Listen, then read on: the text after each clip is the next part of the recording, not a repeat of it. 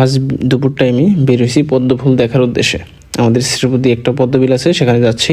Main road পার হওয়ার পরেই একটা কাঁচা রাস্তা আছে, এই যে দেখেন অনেক মানুষ দেখে দেখে চলে আসতেছে। সামনেই হচ্ছে পয়েন্ট, আমরা বাইকটা রাস্তায় রেখে চলে আসলাম। ওই আপনারা দেখতে পাচ্ছেন অনেক লোক, বিকাল টাইম হইলেই অনেকজনের লোকজন আসে এই দেখতে। নৌকা ভাড়া কত চাই দেখা যাক। এগুলো ওইদিকে পুরাটা কিন্তু পদ্মবিল, ওই পুরাটা। আমরা যে টাইমে আসছি এই টাইমে লোকজন একটু কমই হয়, তারপরে অনেক লোকজন আসছে। তো আমরা এখন দেখি কাকা কি নৌকা ভাড়া করে কি যেতে হয় ওখানে? কত করে নেন? প্রতি 100 টাকা। আচ্ছা, এর কি কতক্ষণ ঘুরাবেন? যতক্ষণ সময় লাগে ততক্ষণ। তাহলে মানে আপনাদের কোনো নির্ধারিত সময় নাই যে এই ঘন্টার মধ্যে আবার ঘুরে ফিরে আসতে হবে? কেমন বলেন? কালকে আধা ঘন্টা গেছিলাম, আধা ঘন্টায় 800। এখন আমরা যদি এই মাথা থেকে ওই মাথা ঘুরি তাহলে কয় টাকা নেবেন? কত টাকা নেবেন? মানে এই পদ্মবিল তো এই কোণা থেকে ওই কোণা যাবো। আমরা সেই নৌকাতে যেতে পারিনি, কারণ আমাদের আগেই ওনারা 5 জন ওই নৌকাটা ভাড়া নিয়ে চলে গেছে। আমরা দেখি ওই সামনে নৌকা আছে, ওই ভাইয়াকে জিজ্ঞাসা করি। চলেন, আমরা 2 জন আসছি। হ্যাঁ, তো চলেন ভাই, এই আসো, আস্তে ধীরে উঠাও। যাবেন না? আচ্ছা ভাই, তাহলে আমরা 2 জনে যাই। তারপর আমরা এই পরবর্তী নৌকাটারে ঠিক করলাম, আমরা 2 জনে 200 টাকা।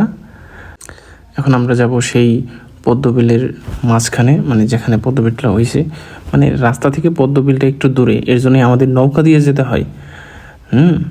তো এটাও ভাল লাগে যে নৌকাতেও চললাম, আবার পদ্মবিলটাও দেখে আসলাম, সে ভালোই লাগে।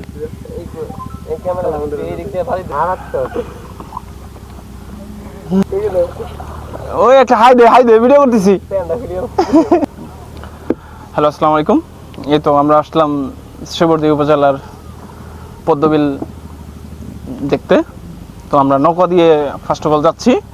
তো আমাদের কর্নারটা হচ্ছে ওই কোনায়, আমরা ওই কোনায় যাবো। সো আশা করি আপনারা দেখতে থাকুন।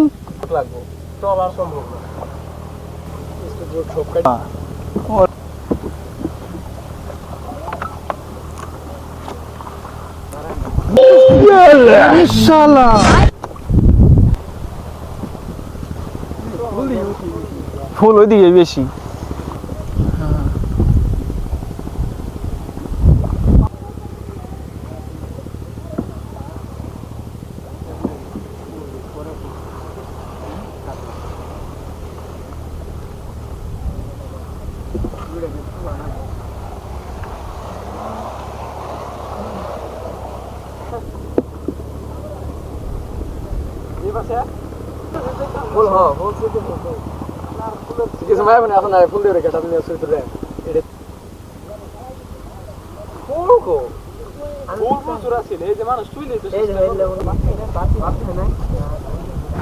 এই একটা ফুল কাছাকাছি ছিল, এর জন্য খুব সুন্দরভাবে ভিডিও করতে পারছি।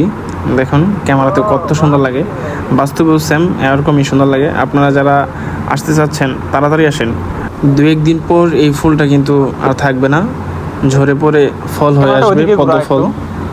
দেখেন ভাই, আমরা আসছি পদ্মবিল দেখতে। পদ্মবিলের এক কোনায় ফুল অধিকাংশই কমে গেছে। আমরা যারা দর্শকরা আছি আইসে 2-3টা ফুল ছিঁড়ে নিয়ে যায়, এর জন্য কমে গেছে এই সাইডটা। আমরা এখন যাচ্ছি ওই কোনায় যাচ্ছি আমরা এখন। আপনারা সাথে থাকুন, দেখতে থাকুন। ওই কোনায় একটু বেশি ফুল দেখা যাচ্ছে, ওইদিকে একদমই কম, মানে একদমই কম।